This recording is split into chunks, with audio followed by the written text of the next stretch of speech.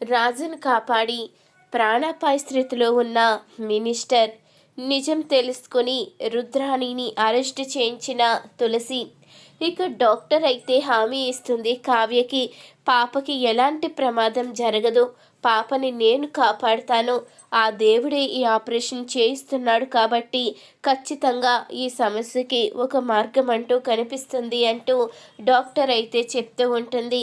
అప్పుడే అపర్ణ, ఇంద్రాణి అందరూ కూడా అంతా నీ దయమేదే ఉందమ్మా, ఖచ్చితంగా మా పాప బ్రతకాలి, ఈ పాప బ్రతికితేనే మా పాప మాకు దక్కుతుంది అంటూ అందరూ కూడా బాధగా ఉంటారు. ఇక ఆపరేషన్ అయితే మొదలు పెడుతుంది డాక్టర్ అయితే. ఇక పాపకి ఆపరేషన్ జరుగుతూ ఉండగానే ఇంతలో రుద్రాణి అయితే తన రౌడీలకైతే ఫోన్ చేస్తుంది.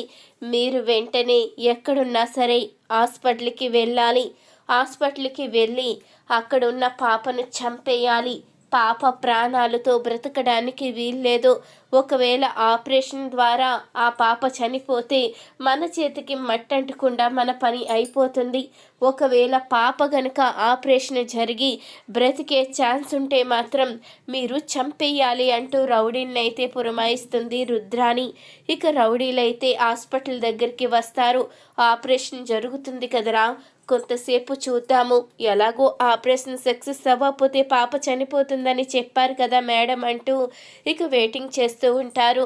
ఇంతలో రుద్రాణి అయితే మినిస్టర్తో చెప్తూ ఉంటుంది, సార్ మీరిక భయపడవలసిన అవసరమే లేదు, ఎందుకంటే ఆ పాపకి ఆపరేషన్ చేయిస్తున్నారు, పాప ఆపరేషన్ జరిగి ప్రాణాపాయ స్థితి నుంచి బయటపడితే మాత్రం ఆ పాపని అక్కడే చంపేయమని మన వాళ్ళని పురమాయించాను సార్, ఖచ్చితంగా పాపని చంపేస్తారు, ఆ పాప లేకపోతే ఇక రాజ్ కావ్య ఏం చేస్తారు, మీ పాప మీ దగ్గరే ఉంటుంది, మీరు కంగారు పడవలసిన అవసరమే లేదు అంటూ రుద్రాణి అయితే చెప్తూ ఉండగా అప్పుడే మినిస్టర్కి అయితే చాలా కోపం వస్తుంది.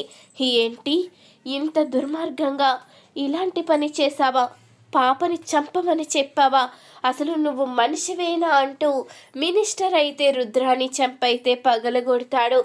నువ్వు అసలు ఇంత దుర్మార్గంగా ఆలోచిస్తావని అనుకోలేదు, అక్కడున్న పాప నా కన్న కూతురు, ఆపరేషన్ అయి బయటపడితే నేను ఆ పాపని తెచ్చుకుంటాను, నేనెందుకు నా బిడ్డని దూరం చేసుకుని పరాయి బిడ్డని పెంచుకుంటాను, ఒకవేళ ఆ పాప కనుక ప్రాణాలతో బయటపడితే నాకు అంతకన్నా కావలసిందేముంది, అప్పుడు నా భార్య కాళ్ళపైన పడై నా క్షమాపణ చెప్పి ఆ పాపని తెచ్చుకుంటాను, నా రక్తాన్ని ఎందుకు నేను దూరం చేసుకుంటాను, ఆ దేవుడు వేసిన శిక్ష వల్ల ఎక్కడ నాకు ఆ పాప దూరం అవుతుందో, ఆ పాప దూరం అయితే నా భార్య కూడా దూరం అవుతుందన్న ఒకే ఒక్క కారణంతో నేను ఇలా చేశాను తప్ప నా బిడ్డని నేనెందుకు చంపుకోవాలని చూస్తాను, చూడు వెంటనే నువ్వు మనుషులకి ఫోన్ చేయి, వాళ్ళని వెనక్కి రమ్మని చెప్పు అంటూ ఇక మినిస్టర్ అయితే చెప్తూ ఉండగా వాళ్ళు ఫోన్ లిఫ్ట్ చేయడం లేదని చెప్తుంది రుద్రాణి అయితే. ఇంతలో ఇక రుద్రాన్ని పంపించిన మనుషులైతే లోపలికి అయితే వెళ్తారు. అక్కడ పాప అయితే కనిపించదు. పాప కనిపించకపోయేసరికి ఇదేంట్రా, పాప ఇక్కడే ఉండాలిగా, ఏమైంది అంటూ ఆలోచిస్తూ ఉంటారు. అప్పుడే రాజుకి మినిస్టర్ అయితే ఫోన్ చేసి, రాజ్ పాప ప్రమాదంలో ఉంది, నువ్వే కాపాడాలి, నేను వెంటనే వచ్చేస్తున్నాను, దయచేసి పాపని కాపాడు, ఆపరేషన్ సక్సెస్ అయిందంటే కదా, ముందు ఆ పాపని రౌడీల బారి నుంచి కాపాడు అంటూ మినిస్టర్ అయితే రాజుకి ఫోన్ చేస్తాడు. ఏంటి మినిస్టర్ గారు మీరు చెప్పేది, పాపని నేను కాపాడడం ఏంటి, అసలు ఏం మాట్లాడుతున్నారంటూ రాజు అనగానే అంత టైం లేదు, ముందు నువ్వు లోపలికి వెళ్ళు అంటూ మినిస్టర్ అయితే చెప్తాడు. అప్పుడే కంగారుగా రాజు అయితే లోపలికి వెళ్తాడు. ఇంతలో ఇక రౌడీలైతే పాపని చంపబోతూ ఉండగా రౌడీలను అయితే చితక్ కొడతాడు రాజ్. ఇంతలో వేరొక రౌడీ అయితే రాజుని పట్టుకుంటాడు. ఇక మరొక వైపు ఇంద్రాణి, అపర్ణ అందరూ కూడా పాప గురించే టెన్షన్ పడుతూ ఉంటారు. పాపకి ఆపరేషన్ జరిగింది కాబట్టి తొందరలోనే కోలుకుంటుంది, ఇక ఆ దేవుడి దయ వల్ల పాప నార్మల్ అయి రాజు కూతురు రాజు దగ్గరికి వస్తే అంతకన్నా కావలసిందేముంది? రాజ్ కావ్య ఇద్దరూ కూడా సంతోషంగా ఉండాలి అంటూ వాళ్ళు మాట్లాడుకుంటూ ఉంటారు. ఇంతలో ఇక రాజుని పట్టుకున్న రౌడీ అయితే రాజుని కత్తితో పొడవబోతూ ఉండగా అప్పుడే మినిస్టర్ అయితే అడ్డుపడతాడు. ఇక కత్తిపోటు మినిస్టర్కి దిగడంతో మినిస్టర్ అక్కడికక్కడే కుప్పకూలిపోతాడు.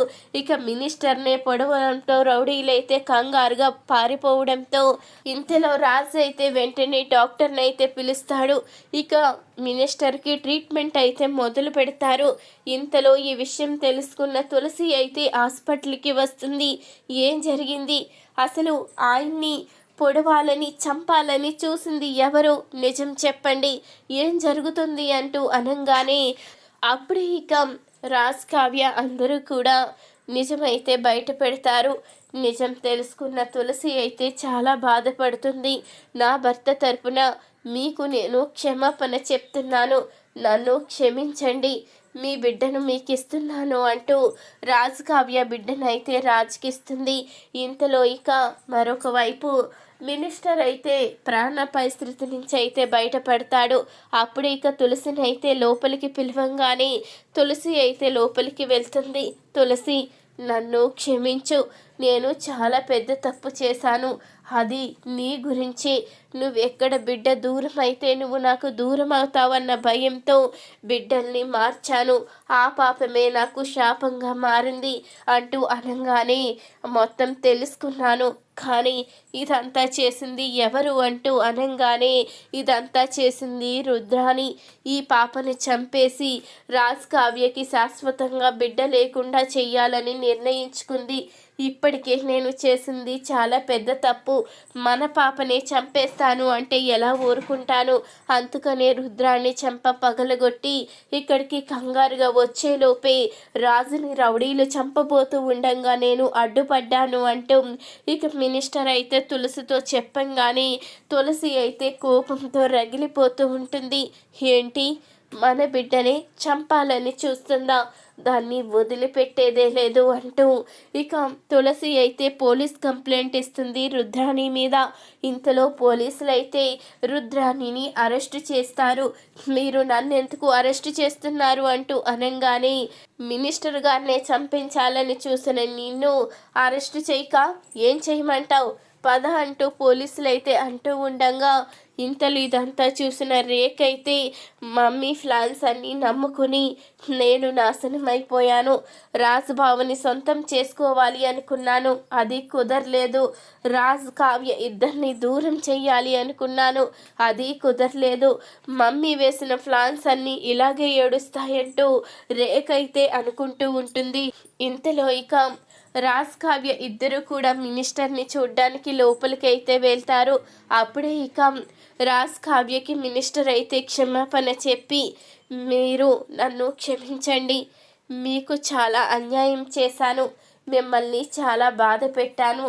పాపని మార్చి ఒక తల్లిని బాధ పెట్టినందుకు ఆ దేవుడు నాకింత శిక్ష వేశాడు, నన్ను క్షమించండి, ఇంకెప్పుడు ఎలాంటి తప్పు చేయను అంటూ మినిస్టర్ అనగానే మీరు ఏ భయంతో అయితే పాపని మార్చారో ఇప్పుడు ఆ భయం పోయింది. ఎందుకంటే మీ పాప కూడా క్షేమంగా ఉంది, మీ పాపకి ఎలాంటి ఆపద లేదు అంటూ రాజ్ కావ్య మినిస్టర్తో అయితే చెప్పి వాళ్ళ పాపని వాళ్ళకైతే అప్పగిస్తారు. ఈ వీడియో కనుక మీకు నచ్చినట్లయితే తప్పకుండా ఒక్క లైక్ చేయండి. మా ఛానల్ని సబ్స్క్రైబ్ చేసుకుని పక్కనే ఉన్న గంట సింబలపై ఆల్ అని క్లిక్ చేయండి. అప్పుడే మేము పెట్టే ప్రతి వీడియో మీరు మిస్ కాకుండా చూసేవచ్చు.